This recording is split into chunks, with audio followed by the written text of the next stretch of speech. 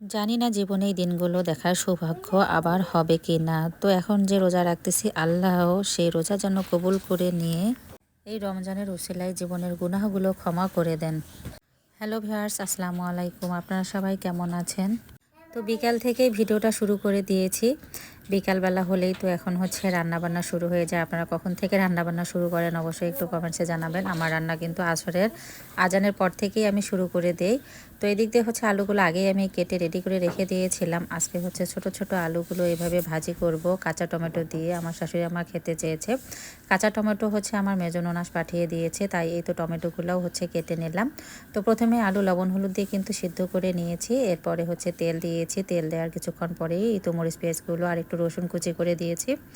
এরপর এখন কাঁচা টমেটোগুলো দিয়ে দেবো। কে কে আছেন আপুরা এভাবে হচ্ছে খেয়ে থাকেন অবশ্যই জানাবেন। টক ঝাল এই ভাজিটা খেতে কিন্তু অনেক ভালো লাগে ডালের সঙ্গে। আর তার সঙ্গে কিন্তু আমি মসুরের ডাল রান্না করতেছি একটু পাতলা করে, অনেক খেতে ইচ্ছে করেছে।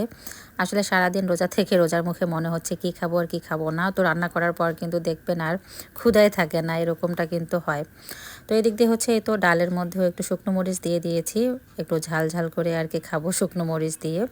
আর এদিক দিয়ে আপনাদের ভাই বাজারে গিয়ে দেখেন বাজার নিয়ে আসলো। আজকে আমার শাশুড়ি আম্মা বলেছে ওনার পছন্দের বাজারগুলো নিয়ে আসতে, তো উনি ওগুলোই নিয়ে আসছে।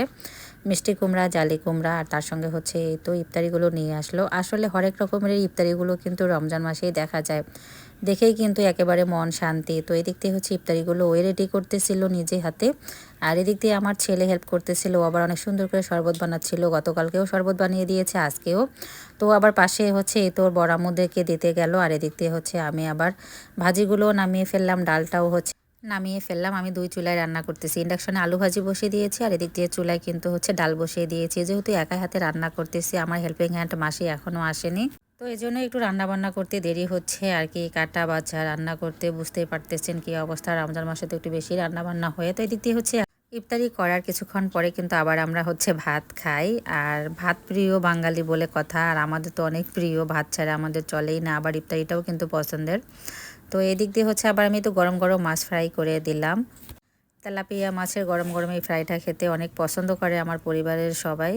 আজকে আর বেশি কিছু রান্না করব না, এই তো এখন সেহরির জন্য রান্না করব। তো আমার শাশুড়ি আম্মা বলতেছে লাউ রান্না করো। আমার শাশুড়ি কিন্তু হচ্ছে তেলাপিয়া মাছ ফ্রাই পছন্দ করে না। তো ওনার জন্য আবার একটা সরপুঁটি মাছ দিয়েছি। তো উনি সরপুঁটি ফ্রাইটাই অবশ্য খাবে আমি ভেবেছিলাম। তো উনি বলতেছে যে না, আমি খাবো না, কারণ দিনের বেলায় আমি মাছ ফ্রাই করে দিয়েছিলাম। তো রাত্রে বলতেছে লাউটা রান্না করলে একটু খেতাম। তো যাই হোক, আমার চিংড়ি মাছ তো ফ্রোজেন করা ছিল, তো চিংড়ি মাছ দিয়েই হচ্ছে আমি লাউটা রান্না করে দিলাম। এই লাউটা কিন্তু হচ্ছে আমি সেহরির সময় খাবো। আর এখন কিন্তু হচ্ছে আমি একটু ডিম আলুও সিদ্ধ করে রেখে দিয়েছি, সেহরির সময় হচ্ছে আমি ভর্তা বানিয়ে দেবো।